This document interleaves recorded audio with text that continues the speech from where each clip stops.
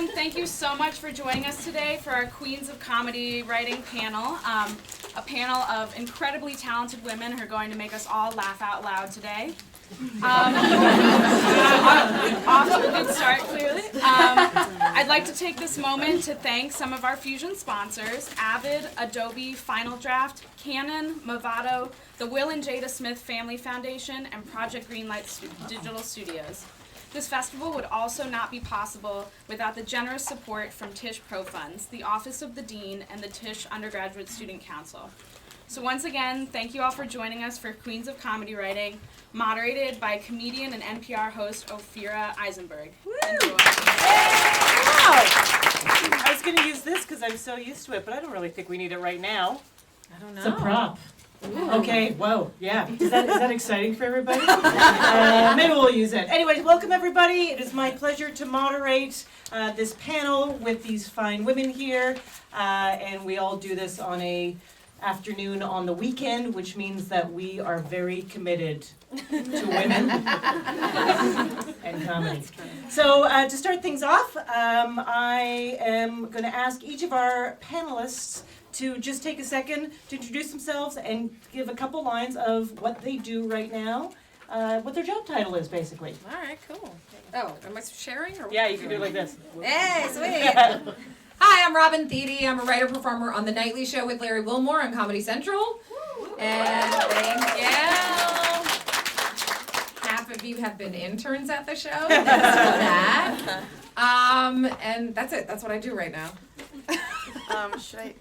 Here, okay. I should give the. Yeah, I don't know you what go I ahead. do. Hi, I'm Boozan, and I am currently the senior writer at this comedy production website called AboveAverage.com. Hi, I'm Azie. Is that working? Yes. I'm Azie Dungey, and I am a writer on Unbreakable, Kimmy Schmidt. Hi, am I on the air? Julie Rottenberg. I'm showrunner of the comedy Odd Mom Out. All right, so we're going to be talking a lot about how these women got to where they are today and beyond. But to start things off, I feel that nobody walks into an office and gets a writing job. So I'd like to know from each of our panelists, what was the first thing you did in comedy? Did you get into it through improv, stand-up? Did you write a package for a television show? What was your entry point?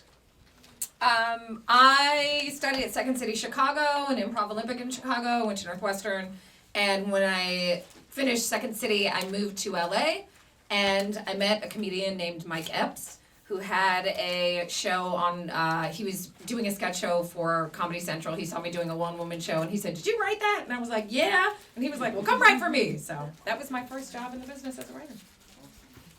I came up through the UCB system, I guess. I did improv at UCB in New York City, and I took some class. I did the college comedy studies program at Second City, also in Chicago, which I totally recommend. It's wonderful.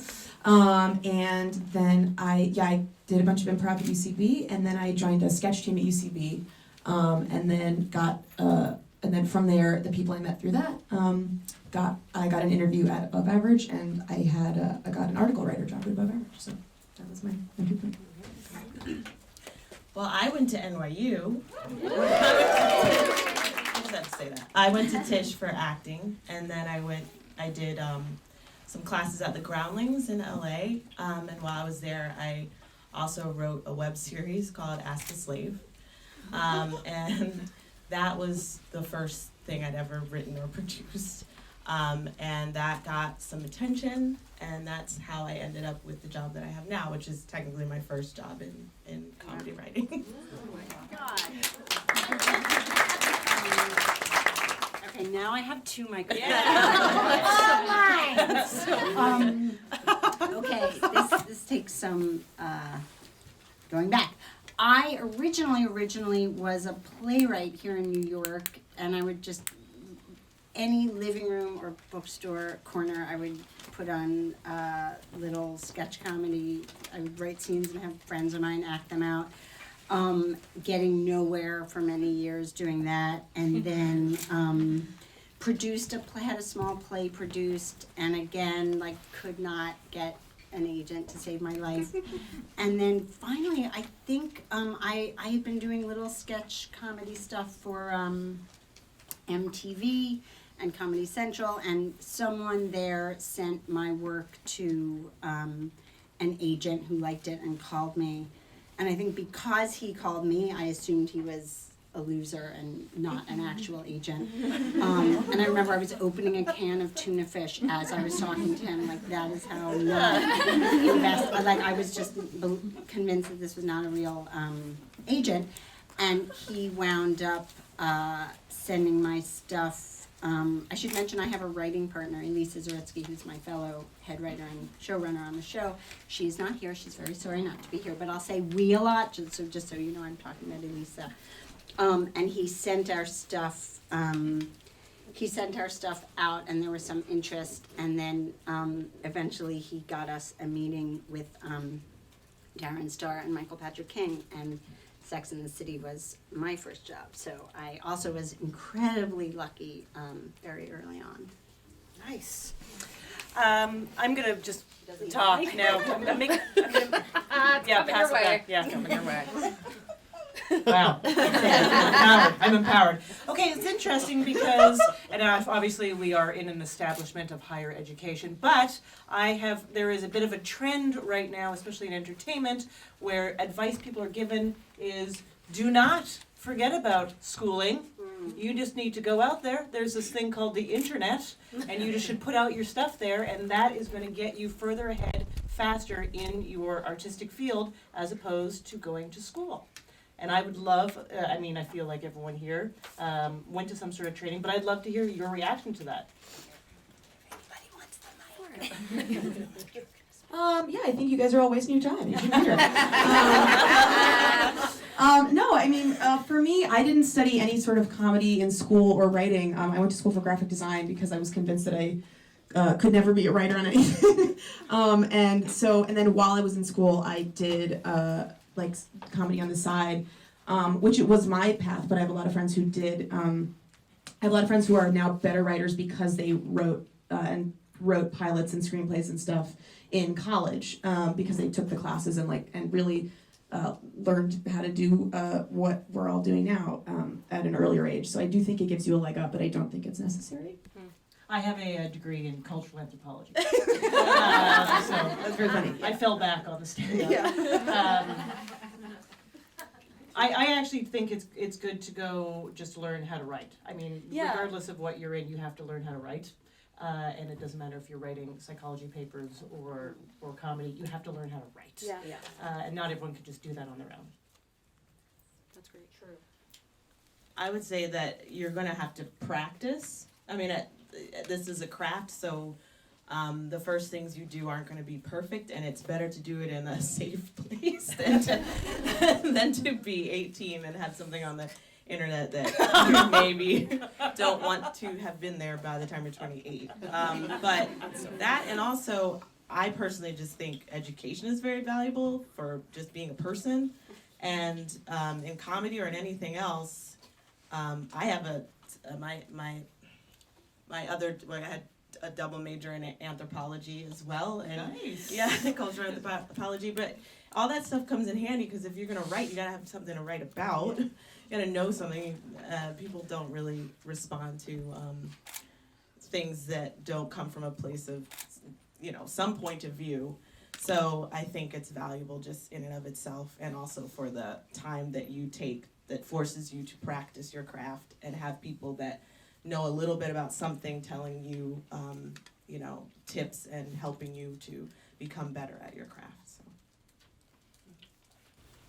You just mentioned finding your point of view, which actually brings me to something I like to talk about, which is voice. It's very important to have a strong, defined voice in comedy. I myself, even though I was doing stand-up for years, I felt like I didn't find my voice until I started doing the Moth, which is first-person narrative storytelling, and that allowed me to be more honest, and I understood more about my voice. But each of you have a very distinct comedic voice, and I'd love to hear of your pathway for you finding your voice. It's a hard one. I'll take this one.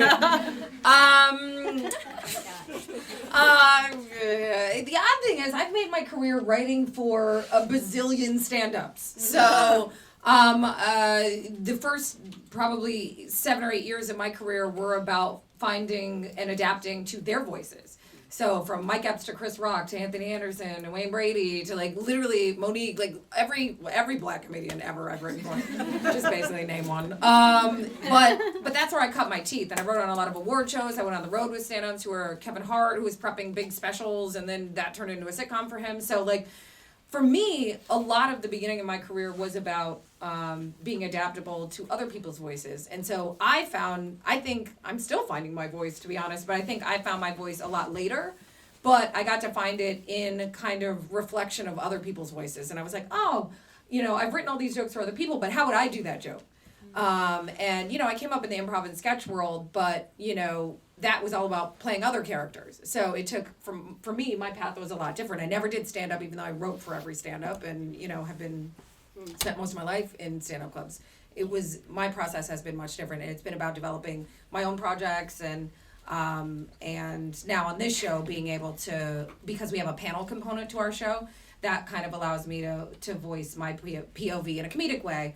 And hone that voice even more. So I've had a very untraditional path. Yeah, and when you're writing for other people, are you literally studying them? Yes, I'm a little obsessive compulsive. So yes, and it's why I've written for so many different types of people. I mean, Larry Wilmore is very different from Kevin Hart. Sure. So I don't know if you noticed. One is very tall. And one is very shy. But yeah, I mean, I tend to obsessively study people, and not everybody wants you to write for their voice. Like some comedians are like, just give me a good joke, and they'll take it and make it their own. But some people are like, if you don't nail my voice, I don't want it.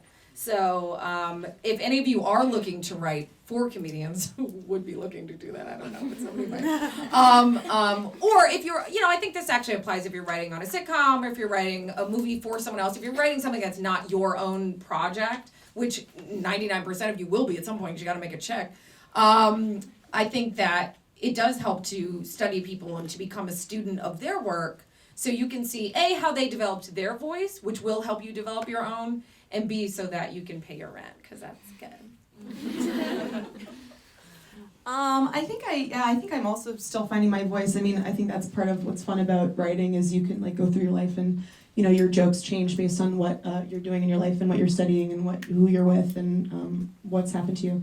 But I guess if I had to kind of like sum it up, the thing I'm into most right now is I love writing from the POV of like a confident idiot is like my favorite kind of comedy. Just somebody who like thinks like that whole genre of like, because it's very self-effacing and it's not like mean comedy. I like comedy that doesn't punch down. So just anything that does that, I like. When you're making fun of yourself and when these like the bumbling people in government or like heads of state or whatever, blah blah, like that sort of whole thing. I like that. I would agree that I'm definitely still finding my voice, and I think working in such a collaborative situation has actually helped with that because, like I said, this is my first job, so of course I come in a room where this is one of the people in the rooms basically started Colbert, the Colbert Report. Somebody and Tina Fey's looking at me and Robert Carlock and I was very nervous, obviously, but also their type of comedy is something that I've always really admired, but is not exactly, sometimes it's a little wackier than I personally am. And so what I started to realize is that everybody at the table was so different, and it was very important that we were very different and that we knew what we brought to the table every day. One, so that you aren't competitive, which is, I think, detrimental to any work, but especially if you're going to be in a room with people for however 18 hours a day. But being confident in knowing that you bring something to the table that is uniquely yours, and finding that every day, finding the things that you react to and things that you don't, is, I don't know, it's essential to a collaborative work, I think. So just being there and doing it is helping me to find my voice.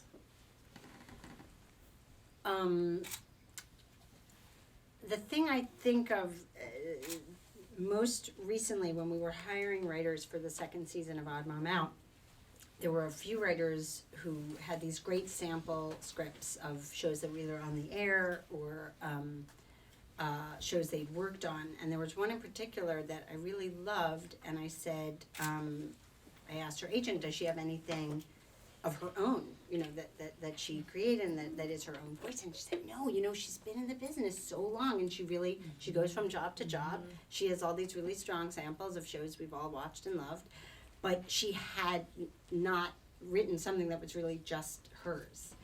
And I felt like I need to know, even if someone is gonna nail my show and those characters, I want to know who that writer is and what they sound like when they're alone in a room and what they care about and what they want to get off their chest.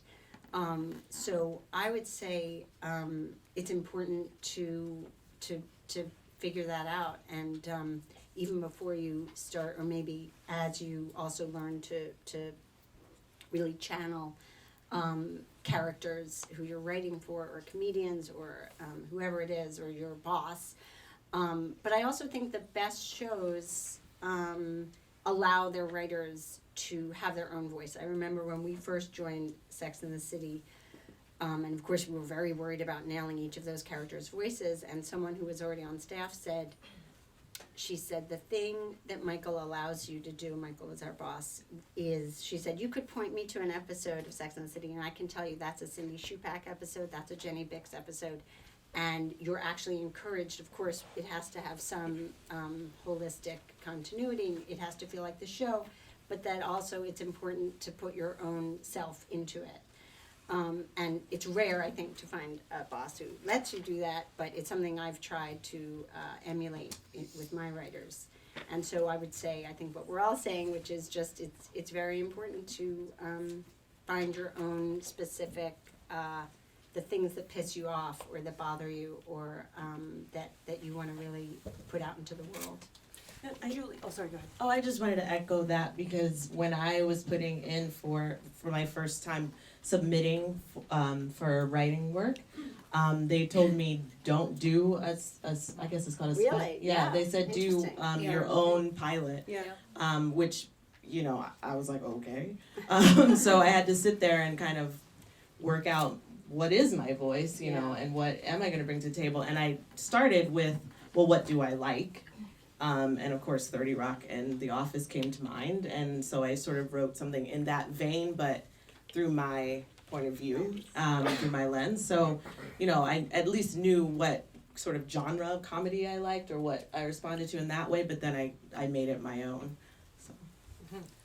That's really interesting about being told not to write a spec script, write something that is brand new and that no one's ever seen before. That's like that's the new world. Yeah. I mean, No more specs. I was thinking, Julie, you've worked in so many different writers' rooms and obviously hired writers too. would you like your microphone back? Oh, I'm sorry. Here. I'm doing a little unplugged over here. Some shows going on at the same time. But I was just wondering if you might talk for a second, just because you've worked on both sides. As someone who is hiring writers now, if you see any of these people doing mistakes or things that you did right that you're like, I want to tell you, or I want to encourage you. Wow. Yeah, that's really good. Yeah, I would say, as you pointed out, if you're lucky enough to get a job on a show where you're in a writer's room, you are going to be in that writer's room for so many hours every day. And you have to like the people in that room. You have to like them at 6 a.m. when your call is, or whenever you start, and you have to like them like 100 hours later when you're crusty and you have bad breath and you're tired and cranky. And I think, yes, you want great writers. I want the best writers I can possibly find. But it was also really important to us when we were interviewing writers. It's like, he's an amazing writer. Do I want to sit in a room with him for many hours of the day? And I mean, that's just being personable and getting along well with others is really important. Another thing I would recommend is when you're getting notes on a script, to hear them, and this is a hard thing to do, to hear a note and not just say, well, what I was trying to do was, and the reason is, but to actually hear it and take it in without being defensive or even just explaining. I mean, sometimes it's important to explain and to have a conversation. I've completely been on that side. But now I realize how important it is as a showrunner to have a writer who takes notes well and can turn around another draft. And there is nothing that will make you love a writer more than a writer who not just took your notes but then made it even better and used that to bring it to the next level. Sounds like also good advice for therapy. Yeah. I feel like you want to add something to this. I just would totally agree. I would even take it a step further. I was head writer for the first season and a half on the nightly show, and then they were like, "Hey, do you want to be a regular cast member and like work less?" And I was like, "Yeah." So that just happened in January. But for the first season and a half, I was head writer. I started with the show as head writer, went through the whole hiring process. I've been a head writer on a couple different shows. I would just say, I would take that even further, especially if you're on a daily show where things have to happen really fast. If you get a note, your only response should be, okay. I don't care how dumb the note is, because guess what? Your name's not on the show. I'm talking about if you're just like a staff writer, you are like, just, for me, I just, having been on both sides, like, the only acceptable answer is okay, and it will be done in less amount of time than you even expected. Get really good at rewriting, because writing is rewriting. You guys know this, but I think that I don't know if you have to like everybody in the room, but you have to be the most likable person in the room. That's how I feel. I feel like, which is essentially, I think because that will get you work. I mean, I literally have had an agent my whole entire 15 years or whatever in the business as an adult, and I have gotten every job myself, and I continue to pay them, which is weird. But I get jobs based on my relationships with people and based on my attitude in the room, which is always like, how can I make your job easier doing what I do? And I think that will take you so far in this business. And what you're saying is exactly right. The writer's worst enemy is defensiveness and bitterness. And just remember, like, until you are running your show, when you are running your show, you can do whatever you want and everyone will have to listen to you. But when you're not, when you're a staff writer, which inevitably, if you want to be a writer, you will be a staff writer at some point. And it will be the hardest thing for you to do, because you're going to get a note that's like, it should really be blue, and you're like, the show is called Green Things, why would it be blue? It's like, yeah, right? But you just have to go, okay, you just have to, and you have to make it. And the cool thing about it is this, it's not going to destroy your spirit. It sounds like that's going to destroy you as a human being. There will be other things that will destroy you, but that will not. That will make you better, because you'll learn how to shift and adapt and stretch, and you'll go, all right, I got to make this green thing blue, and I got to do it in 15 minutes. Luckily, most of you won't be on a daily show. You'll be on some fabulous sitcom that will give you plenty of time to write. But do I sound stressed out? It's a great process. No, it's really fun, though, because I have a degree in broadcast journalism, so I have a thing with deadlines, and they drive me, and I'm one of those insane people that loves it. But more about that later. Glenn, did you want to? No, just when I was on Green Things, I would get that note a lot, and I just want to echo, like, just make it, if they say make it blue, make it blue. Yep. You're really good at Green Things. Thank you so much. It was so lovely working.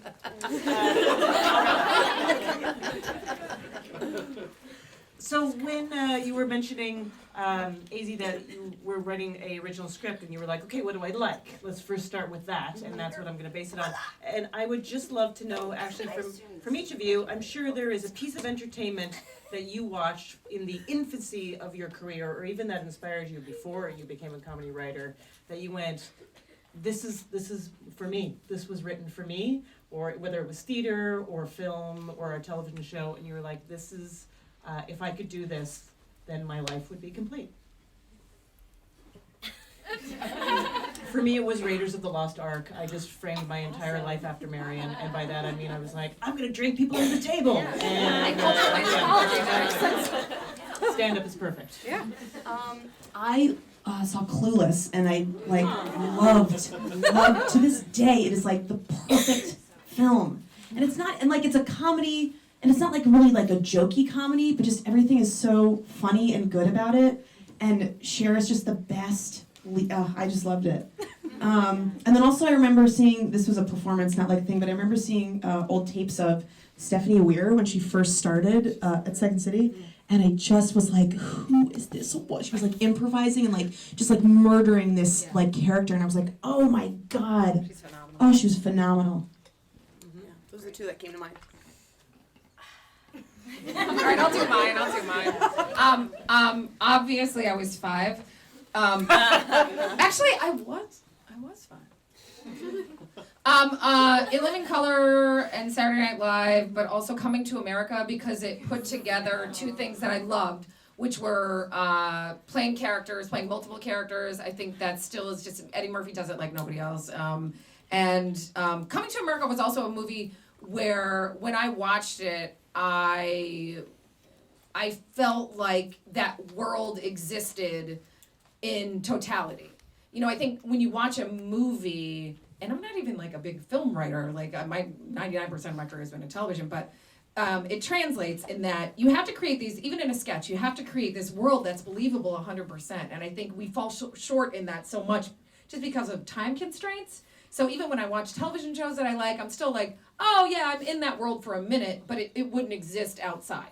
Coming to America, as ridiculous as it was, I felt like, if I go to Queens, it's gonna be just like that. It's gonna be just like that, guys. Have you seen it recently? Have you rewatched Oh, I it? watch it all the time, actually. And how do you feel it holds up? Oh, 100%. Great. Yeah, I actually saw it Yeah, recently. no, I was like, it this is holds up amazing. completely. Yeah. It holds up completely. Yeah. I don't know. I'm going to go back to 5 too. Which is what came to mind first. But I was like, is this a real thing? Well, first of all, I went to sleep watching Carol Burnett every night. When I Oh, was yeah, little. yeah. I didn't know what was going on, but I liked her. But I loved the Muppets. And I obnoxiously would try to remember all of Fozzie's jokes because I thought they were great. And I also was very enchanted by the fact that they were making a movie, like Yeah. or making the show, like that. I was really within a show. the show within a show, like that was. And then I joke every day that basically what we're writing is the Muppets with people. Yeah. Like, it really is. Yeah. Oh my God. But so that, and then my favorite as a real person, not a little person, my favorite movie has been for a long time Bringing Up Baby. Okay, I was raised on sort of a cocktail of Monty Python and Woody Allen. Yeah. And I love Carol Burnett too, oh my God. And that really, I think especially, I remember seeing Take the Money and Run, old Woody Allen movie, maybe even like his first. And it, to this day, it sticks with me, and I think about it all the time. And I think as a grown-up, I know Nicole Holofcener. I just loved Walking and Talking, and what's the other one? Please Give, was it? Catherine Keener? Anyway, senile. A life in this business has drained my brain cells. But yeah, so sort of, I would say that those are my favorites. Okay, hang on to that microphone. Okay. We're going to switch gears a little bit and talk specifically, well, I'm just punctuating something, because I'm going to talk about being a woman specifically in the field of comedy. And I'd like to start by actually reading a little quote that Tina Fey recently said This in is a my favorite bit, variety by the way, the article. person that has to That's a speak read? out. Yeah. Not to call you out, Yeah. but I do, just a little tip, I do that bit in the writer's room all the time. I'll like go really close to people and be like, excuse me. So just take it with you. You'll do that bit, it'll kill, I'm telling you. She just killed it. That's the best bit. I like that she started off from the eye of the theater. And she had the biggest bag. I did not think this through. full of scripts. She's like, I got everything I need. I'm not She's like, selling. I gotta go sell. This is literally her worst nightmare. Worst nightmare. I know. She's like, I hope they don't mention it. She's like, my sitter had to leave. She's like a firewoman. She's like, Yeah. gotta fucking save the world. I'm like, oh, the idiot in the audience. She's like, I'm on call. Sorry, my motherfucking brains are. I have important things to do. I have a real job. Sorry. Oh, poor lady. Punching up, everybody. So, Speaking of ladies. Speaking of ladies, so Tina Fey was recently asked and reportedly responded to the comment of people constantly asking her, isn't it the greatest time of all time to be a woman in comedy? Because this is what people are led to believe. Because why? Because there are actually some women in comedy, and therefore it is the golden era. But her response was, actually, before I tell you her response, let's get your response. Hey, that's your boss. I don't know. It's your. Are we guessing what Tina said? I think this is a weird game show called What Did Tina Fey Say? I should probably disagree. She probably disagreed. Well, she did disagree. But from your point of view, do you think right now it is a great time for women in comedy, or for you personally, or do you feel you could say, I don't know, I'm just a person in comedy? You could say, I think it's we're at an all-time low. I don't know. Yeah. I mean, I just still get all these like casting calls for like must be like so like unbelievably hot but doesn't know it, and like a mom but would fuck like, and I'm like, okay, like yes, like there's like in my head I was like, oh, Ghostbusters with women, great, like that's so nice.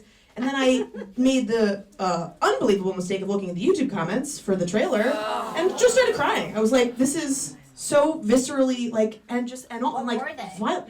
Just stuff people saying like, like, oh, this isn't funny, like, this is blasphemy, like, these women should all go like kill themselves. You know, like can't wait to tell everybody not to go see this because women can't be like stuff that where you're like it's not funny nor original what these people are saying, and like I mean we live in this like liberal New York or LA bubble a lot of the time, so it feels good, and like most of the people I collaborate with are women, and the staff, the writing and creative staff at my job is a majority women, which is rare. I'm not sure it is how on the shows you guys are at, but to me it's like good for me right now in comedy, but I think it's probably still kind of a disaster, right?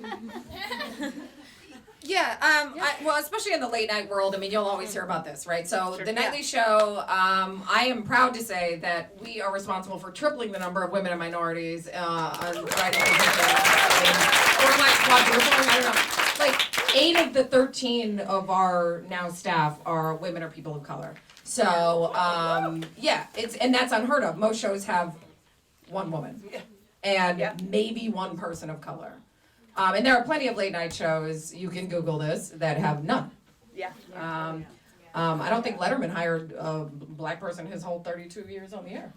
And maybe had 2 or 3 women the whole time. I mean, out of, 100 or some And more that was writers. fraught with controversy. Yeah. I mean, it's just like, as a woman, I think it's changing because there are people who care. And there are people who are seeing things happen and people raising their voices, women and people of color. I always kind of group the two because I'm both. But it's important to me because those are 2 categories that you can be discriminated against for one or both, which is fun. But I think people ask me this question a lot when I first started at the Nightly Show because it was so groundbreaking to have like a head writer who was a woman and who was black because that had never been done. And they were like, how'd you do it? And why is it like this? And I was like, why don't you ask the people who don't look like me why they don't hire women, why they don't hire people? Like, especially for women, it's like, they're out there, they exist. And, I think there are more opportunities because more women are in power. I mean, let's just keep it real. Like, we're hiring each other. Up until the show before I worked on the nightly show, for 10, 11 years, I had never worked with another female writer. Not one. I worked on award shows, sitcoms, sketch shows. I have tons of credits, had never worked with another female writer. The world of stand-up and the world of sketch and in my world had just been very male-dominated. And I would sit in a writer's room, and I won't say the show or the showrunner, but I would be constantly referred to as the girl writer. I was like, let's ask the girl writer what she thinks. And what was your response? How did you deal with that? I think you have to keep your sense of humor about you, because there's a lot of psychology involved with being in a very male-dominated industry, and late night is certainly that. On that particular show, I had to turn it into a joke, which is what I've always done my whole career, because you can't go, hey, don't call me that, because then they'll go, hey, you're fired. Like, the industry's messed up. Like, it is, guys, sorry, there's no HR. There's no, like, there isn't. Just being real. There's no telling on the boss and, like, raising a lawsuit. Like, then you'll never work. Right. So you have to work within the confines of the hypocrisy and of the sexism and all of that stuff. But I will say that is going away. I do feel like that is easing up and that's going away. And I think that women up here are changing that.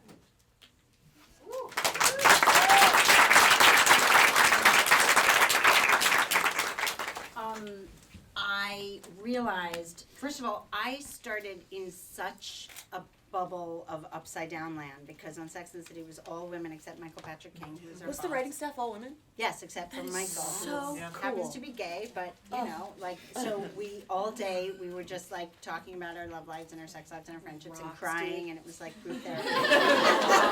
And we would hear from them, because we were the youngest writers. We would hear from all of them the horror stories of these other shows that everyone had written on, and how horrible it was, and all these men, and you're always going to be the only woman, and we were like, that's crazy. And I did not believe it until we were on a show that will remain nameless, actually several, and where we were the only women. There was maybe one other who was like a writer's assistant, and it was the cartoon version. Like, I didn't think guys could get away with this, like, in this day and age. Like, comically, the way you would write, like, the douchiest guys you've ever, like, conjured in your imagination. And then cut to now, we finally had our own show, and when Elise and I were hiring, we had a great staff, what we thought was a great staff ready. We had rounded out, you know, everyone we had, and then it was pointed out to us by the network that we had all women. And they were like, you might wanna hire a guy. So we found one who was fantastic, could do everything blindfolded with his hands tied behind his back, happened to be gay, and they told us, you might want to hire one straight guy just for all the characters on your show. You might need those voices. And our joke was like, we could not find a straight guy to hire. Like, we were like, is there any out there who are funny? Who are great? I'm not even kidding. Like, it was the strangest quest. We were putting out feelers to agents. We were like, we need a straight guy. Right. Who wants to live in New York City and work on a show. Like, so I definitely, my experience, and I hope we all continue to hire. I mean, I'll hire anyone who's good, but I also, I happen to be a woman and fortunately have been able to write mostly about women. So, that's been my experience. Have you felt along the way that your performance with the team, like, if you don't do well, no women in the future will be able to be hired because your performance is being judged as not just an individual but as representative of women? You know, I can't even think about that. I will say, sadly, someone mentioned the fact that more women are executives and are hiring. Sadly, they are also infected. Like, we turned in a draft of something, and they said, yeah, this could really use some punch-up. You know, these jokes need to be harder. And we're like, okay. And we took it back, and we worked on it. We turned it in again, and she said, who did this last draft? Did you get some punch-up on this? And we were like, we did. And she's a woman. She couldn't believe and it. I think she assumed, It was very awkward and but clear. Like the message was clear. Yeah. So I definitely feel like that is something that as women, it's like, can you write a hard joke? Can you play with the guys, so to speak? Right. Yeah, it sucks because like if you're the only woman, you are then responsible. Oh, sorry. Sorry. Better. When you're the only one, and it's like sadly coming up in like UCB and IO and these like in Second City and these improv groups, like a lot of times you're the only woman on a team or whatever, and you then are de facto responsible for like representing any and all women in the world. And if you then like say what your opinion is, you're like, oh, like if nobody agrees with you, then you're like, again, like, bye, you're fired, or you're difficult to work with or whatever. Difficult, yeah. Yeah, oh, difficult, I hate that word so much, oh my god. And it just sucks because like these rooms create a world, like create a dynamic where you're going to fail no matter what. And so it's like, they're like, oh, well, we had to let her go because she wasn't funny, or she wasn't, it's like, well, of course, when your brain is psychologically occupied with these fears and thoughts of like, oh, I must represent all female kind and I am every woman, it's like, of course you're not gonna have brain space to be funny because you're worried about getting fired constantly. It's a psychological fact. Like if a student goes to school and at home they have a really difficult life and they have like their parents are not around and they're getting beat up all the time or whatever, then at school they're not going to be able to study as well because their brain is occupied with the shit that's going on at home. It's the same thing with a job. Like if you walk in and you immediately feel attacked and like you are being attacked, of course it's a cycle, and it's, oh god, I hate it. Sorry, sorry, I'm being difficult. Yeah. Ma'am, could you calm down? I know. Calm down. Sorry. Is it your time of the Guys, week? sorry. I'm on my period. Yeah, exactly. They will ask that to them. Oh. She must be on her period. It's also just like, oh, if you're gonna make a period joke, make it funny. Like, just make it. I will say, I think you're here, you're in the room because you're funny, right? So you can, it just makes you stronger. I know we're kind of getting a little negative, I guess, but obviously you can make it. We made it. We're still working, but we're dead inside. But that you just have to be funnier. You just do, and it's like hopefully in 2036 we won't be saying that, but in 2016 you just have to be funnier. Sorry, like if you want the brutal, honest truth, you just do. And especially in late night, yeah, that's so true. It's like, can they make a hard joke? Can they really go there? And like, women can do it. Women are some of the nastiest. I love the women I work with. They come up with the crassest jokes. It's so disgusting. And the guys are like, oh, why? Where did your mouth come from? And it's so great. It's so great. And I think the more that men who are in positions to hire realize that women can take the filter off and totally go there, like the rooms become much more relaxed. And I will say, in my current room, there is absolutely no separation between the men and the women. Like everybody goes for it. Like it's super collaborative, and there's none of that kind of old school sexism going on that I've seen. So I am in a room that's 6 women and 5 men, I think. So we're, I don't have that necessarily, but I am often the only Black person or minority at all. And I can really relate to the idea of feeling like you're representing, what the voice of your people or whatever. And then on top of that, let me say this first. About whether I think it's better for women now, I don't really have much to compare it to, but I can say that I feel like right now we're at such a point of like deconstructing like misogyny and feminism and all these ills, I guess, stereotypes and all of that. And so whenever you create a character now, it feels like whatever you do or whatever jokes you're making are under a pretty specific microscope, that people are going to sort of pick apart, and there's going to be a lot of think pieces about every character and every joke, and is this feminist, is this not, what is Tina Fey saying about this or that, and I think that does make it harder in some ways to just be yourself and be a woman and have a voice as just being a person and not trying to necessarily make a political or socio-political point at every turn. But on top of that, being a minority in the room is a little difficult because you do feel a lot of pressure to sort of be that voice and always be the filter before you get attacked about, some representation you've made. And I feel like if anything goes wrong with like the Titus character or something, like everybody's gonna look at me and say, wait, you said the chitlins joke. Why are we now why does Twitter hate us? So You said it was cool. You said it was fun. She laughed at that. She said it, and that's a lot of pressure. And then on top of that, we have a character that's American Indian, and I'm also half American Indian. And I'm the one that speaks Lakota on the staff, and like I have to make sure that the Lakota's right. I like I have my friends always on my phone. Like, am I saying this right? Or like there's a lot of pressure. So yes, it's a hard time for all people. And I think women are definitely part of that. So what did Tina say? She said Lakota stuff was incorrect. Fired. She said it's a terrible time. She said if you're still looking at it, men are getting paid more money for garbage, while the ladies are hustling, doing amazing work for less. Yeah, I will Stop waving this feminism in comedy flag when more mediocre women are getting jobs in comedy. Yes.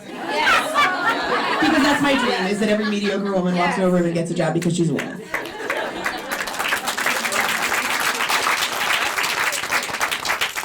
What a strange goal we have for the future. Shoot for the stars and you'll land, I don't know. So we are going to do some. We are going to have. So you guys ask some questions to our panelists with the time that we have remaining. Do we want to just pass them the microphone, or how would you like? They can speak out. They can just use their voice. Interesting. So if you have a question, just what do you want to just yell it out? Sure. Sometimes people talk about writing like female characters and how like female writers will write male characters and female characters, and that sometimes women are considered responsible for filling the void that is like the characters in films that aren't represented. And that men, I've been told many times that men wouldn't understand how to write a woman anyway because we're some sort of like other creature. So like, how do you feel about that? Do you think that like men can't write like white guys can't write like people of different like ethnicities or women, and like how do you do that? Can white guys write? They need a lot of help. Or rather, you're asking, like, as a woman writer, are you asked to basically write all the characters that are not the white guy? Yeah, it's On kind of some like level, do you think it's fair that women are asked to like we're kind of like blamed for there's no women characters, then write them, like it's like we are. Oh yeah, right. I think well, in terms of like writing a female character, if a guy writes a female character and he's like, I don't know how to write for women, I think that's a very deep-rooted sexist problem in him. Because he's not seeing a woman as a person, he's seeing them as like an object for like capture or something, I don't know what, or like a sex object is like a lot of times what it is, so I think if that's the case, then that's probably what's going on. I'll say something. I think.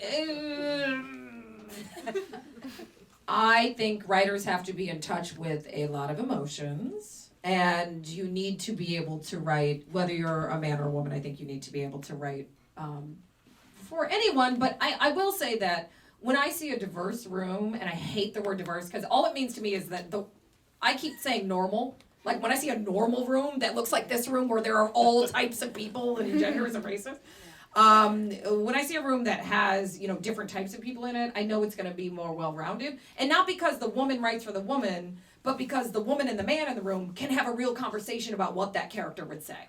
So when you are in a room, it's all very collaborative. No one's writing in a dark corner by themselves, so hopefully. But but when you can have a room that reflects society, you can have real conversations where like the black writer doesn't have to make the chitlin joke. But you can ask them if it's okay. Yeah. But like maybe somebody else comes up with it. I mean, like I said, in our room, that's how it works for us. It's like, yes, we're writing for Laird Wilmore, but we have 4 female correspondents and 4 male correspondents. So, like, we get to write for, and it's not like the women write for the women and the men write for the men. It's not like that at all. I think you just got to be able to have a real dialogue about how people really are. And as a writer, it's your responsibility as a man, woman, whatever, to get to know the world. And that's why I think it's great that everybody had like different majors. I was a broadcast journalism and African American studies major, and now I'm on a fake comedy show, fake journalism show hosted by a black man. So. But I think you have to experience the richness of the world and do other things so that you can write for anybody. But you know, for women, I think there has been that criticism, but I think it's opening up. But I don't know, Tina Fey said it's terrible, so I'm gonna believe that. I agree. I should say in our room, the nerdiest, most white bread guy writes a lot of Titus's jokes. Yeah. But I think being a writer, you should try to be as observant as you can, and be interested in people that aren't you. Yes, empathy is important. Yeah, and try to learn as much. But also, I think one of the problems, perhaps, if I'm going to make a comment about white males, one of the problems might be this sense of entitlement that you do know everything. And I think an important thing as a writer and as a person is knowing when you don't know, and being humble enough to ask questions. And I think that might be what the problem is when somebody, sees a representation that is not correct and they blame the white man or whatever. Perhaps if he had asked a few people, or didn't assume that he could write everything for everybody. And so do as much as you can to know as much as you can, but then also when you don't know, ask. Sadly, I have to go. Oh my God, do the thing, Thank you. I want to work for all of you. Please hire me one day. Ditto. Thank you for having me. Bye, guys.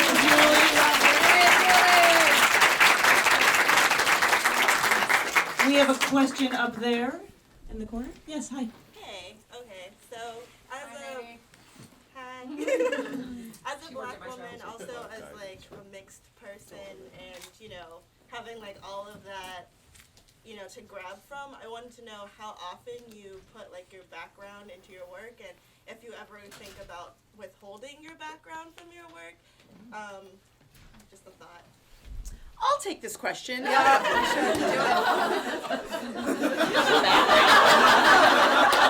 that for me? Was that for all of us? You're both mixed race. Oh yeah, that's true. You don't know what Glenn is? Yeah. I'll never tell.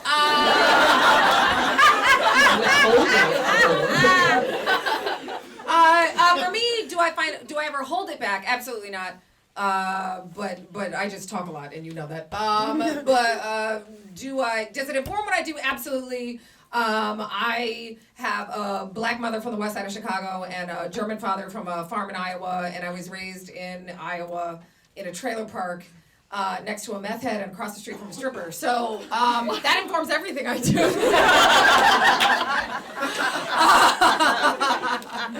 Look for my pilot coming out. I watched that pilot so fast. Yeah, no, it's not even a joke. But yeah, I think you have to have, and that goes back to I think what we were saying before, like everything does inform what you do. And I think the really cool thing, especially about the man that I work for, is that he wants that. He wants people to come and give him crazy jokes and like stuff he wouldn't have thought of that only somebody who was raised that way could think like, because, I have that unique background. But that's really going to inform your work whether you want it to or not.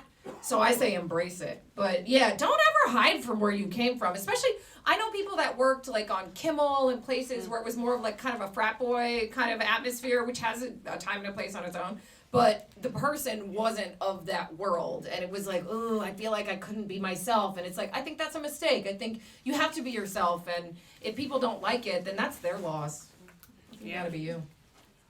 And surprisingly, the stuff that you think is irrelevant ends up becoming a part of what you're writing. Like that character, Jacqueline's backstory, I didn't have anything to do with. And then I was like, oh, I guess now I do. But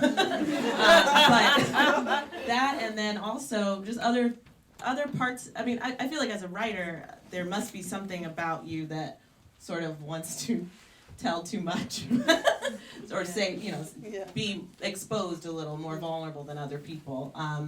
And when I was actually interviewing for this job, I did it over Skype.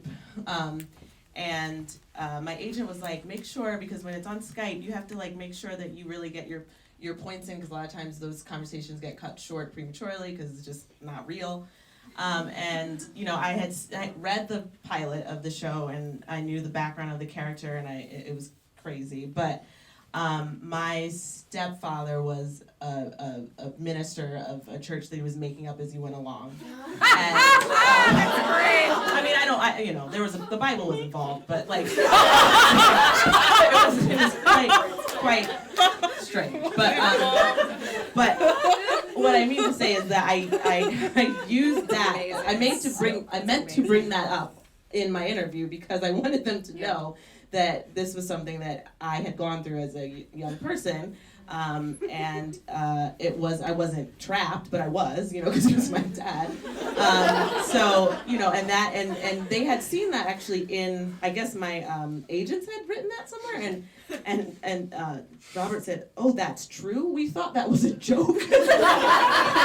You know, so that knowledge that I was trying to run away from, honestly, and even the emotional side of that ended up being very much a part of what we're writing, especially this season coming up. Like, a lot of stuff that was... Ooh, spoilers! A lot of stuff that was very Kimmy Schmidt, that was very me. So. I think that's really true. Like, that sort of stuff is going to separate you from the pack. Like, there are going to be... poor white guys, actually, right now, because when they submit, everything sounds the same. I'm not even kidding. Everything sounds the same. If they're choosing... in a room, if they're smart and they're like, we have 12 Harvard white guy packets and we have this one like woman who's got this really interesting story and may have been raised in a cult, then I think that's gonna be interesting. That was the word I'm I was telling you. looking for. Yeah. Find that thing, and even if you are a white guy, like we're getting down on white guys, but it's like you guys are good. If you, even if you are, you'll always be fine. Sleep on your credit score at night. That's such an old joke. That's such a 90s joke. Like, white guys have good credit. That's so dumb. Anyway, I'm mad at myself. I'm giving myself notes. What I was gonna say is, find that thing that makes you weird. Find that thing that makes you you. Like, and have that story to tell in a one sentence thing. Like, open with that weird thing. I'm telling you, people will never forget it. And especially when they're hiring. Oh my God, I read 430 packets when we were first starting the show. No one does that. I read them all because I wanted to have a room that was not the same people who got hired for everything. And so if you are lucky enough to have your stuff read, put that in there. And then if you're lucky enough to get interviewed, make sure you tell them. I think it's a huge, that is probably what got you hired, and also your talent. Any other questions? Yes, over here. I feel like we've been talking a lot about like pushing through roadblocks, which is really helpful to hear.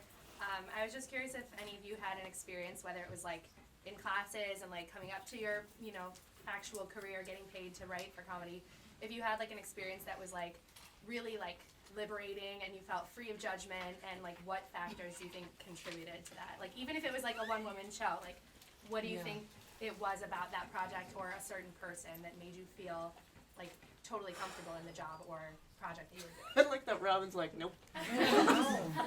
Totally free of judgment. What is that? Wrong industry. I don't know. I have to think about it. You guys go. I don't know. A project, I wrote a show at UCB one time. It was a half-hour sketch show, and I wrote it with my friend Karen Hammerberg, who was like one of the most talented women I've ever met. And we both like met each other and kind of realized that we both like cry a lot. Like we just get very emotional very quickly. And we both thought it was very funny. And that before had been such a point of shame in our lives, and especially like in a because when you come up in like improv classes and sketch classes and you're writing with people and you're collaborating, there are a lot of times where you're just gonna want to cry because people are mean to you. And so we were like, oh wow, maybe we could make fun of ourselves for how much we cry and how emotional we are. And so it was taking the thing that had once made us feel bad and turn it around. And so it was just the most wonderful, freeing experience where I found like a confidant and a writing partner, and I trusted her so much. And then we wrote this whole show, and we started off the show with we were like, hey guys, Karen and I cry a lot. Here's just a list of things that made us cry. And we just read a little PowerPoint of just the lists and on and on and on and these things. And it was the most cathartic.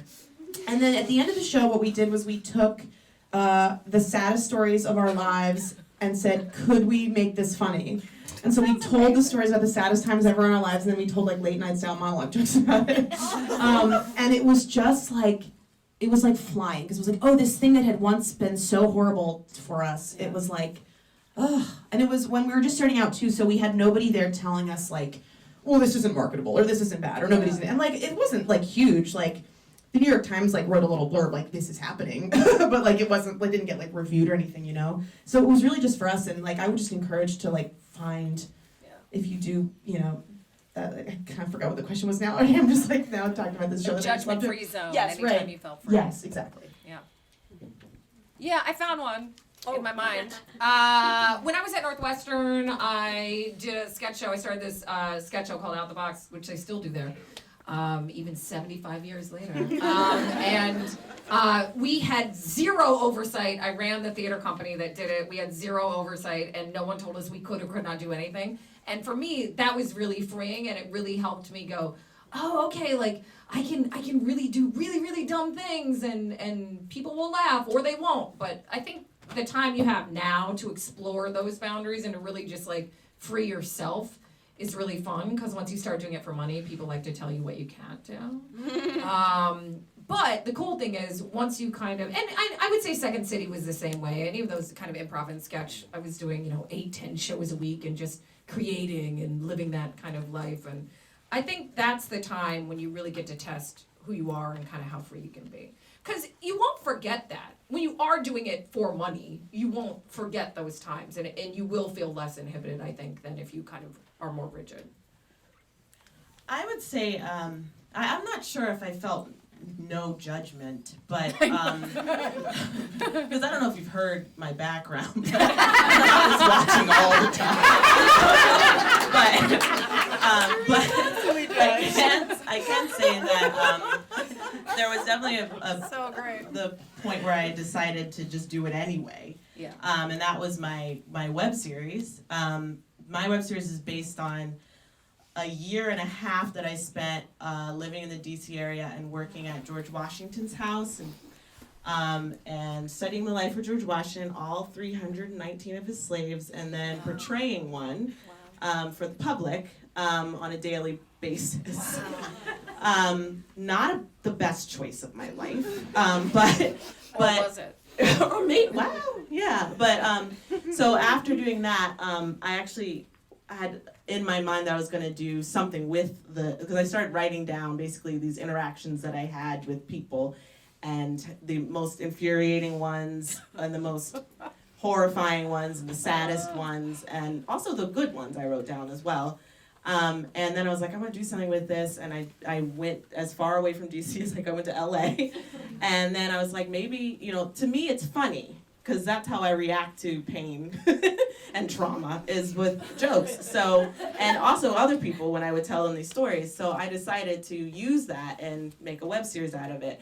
And it sounded crazy, because it's I'm going to portray a slave, and it's going to be hilarious for everyone. And I was actually horrified on some level, but on the other level, I was like, this is my story. I get to tell it the way I want to tell it. And if I do a good job, maybe either no one will watch it, except my mom, and then I'll maybe take it off the internet, or, people will respond to it. So I did it anyway, and I can't say I didn't feel judged, but I definitely felt, I guess, some catharsis, some freedom from being able to just say, this happened to me and this is how it felt. And it's funny, but there's also other stuff that we need to deal with that's not funny. You know what I mean? So for me, that was probably the moment where I sort of was like, okay, I'm going to put myself out there in that way, and whatever happens, happens. So. I have to wrap this up, yeah? So just as before we leave, I would like to ask each of you just a very succinct piece of advice. If all of these people were to be, you hired them, and it's day one, they're all on your staff for your show, Yeah. what would you say to them? Oh God, you go first. Be pleasant to work with as much as you can. Listen to others when they say they're offended or something you said made you feel them feel bad, and let rejection fuel you. You say let rejection fuel you? Fuel you, yeah.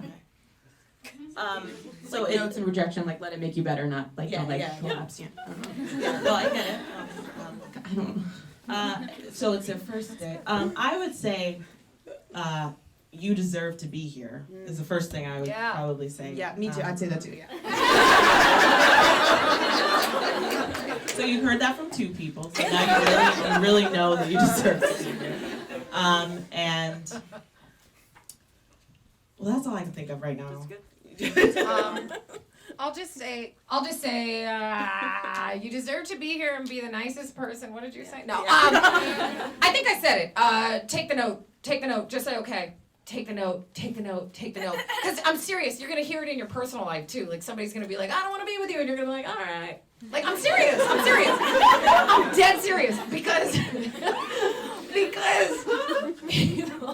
people give you gifts. Like, you know how people are saying, like, there's, it's a blessing in disguise. They're never in disguise. It's always a blessing. Like, it really is. Like, people are like, whatever. Take the note. Be great. You're here for a reason. Every single one of you is here for a reason. If you don't know that, know that. Nobody can do what you do. There is no competition because no one can do what you do. No one has what you have. You just have to find the round peg, square hole, those round. Well, I'm not good at cliches. Yeah, the God and Bibles. No, you just have to find the place for it. And I spent many, many years not knowing where that place was and kind of jumping around and. But it'll find you. You don't have to force it. Oh, here's a good one. Don't be entitled. No one owes you anything. And I'm not saying this because there's young people in here, because there are plenty of old people who still feel the same way, because they've been in the business a long time. But the business is not this. It's this. And sometimes it's a lot of this. And you never know how things are gonna happen. They will never work out the way you plan them to, but they will work out better than you had planned in the long run. Take a helicopter view of your career and just know that everything is leading you to something. I spent a year on a daytime talk show. What? I'm a late night sketch and sitcom writer. Like, why? But I got my first network head writing credit on the Queen Latifah show, and it led me to the nightly show. Doing something that I never thought I could do, and I'm doing it, and it's amazing, but it's like, you have to pay your dues, and you're gonna feel like, oh, I've been at this job 6 months, why am I not famous, why don't I have an Emmy? And you shouldn't. It takes 20 years. I'm waiting for my 20-year mark. I'm telling you, it takes 20 years. Some of you it won't. Some of you, you'll win an Emmy tomorrow and just like fall on it, and I'll hate you. You will. You'll wake up and be like, oh my God, it is. But then it'll suck. I'm telling you, then it'll go down. It rarely ever stays there. So like, if you're struggling for a long time when you leave here, know that you're paying your dues up front, because some people pay them after the fame, and you don't want that. You don't want to like shoot right up, because everything will be a disappointment. So enjoy that ride. Enjoy the click, click, click of the roller coaster. And just know that every click is getting you towards the free fall. Thank you so much. Big round of applause for our amazing panelists, Azie, Glenn, Robin, and Julie. Ophira Eisenberg, we wish you the best. Thank you for spending the afternoon with us. Yeah, great job. Thank you.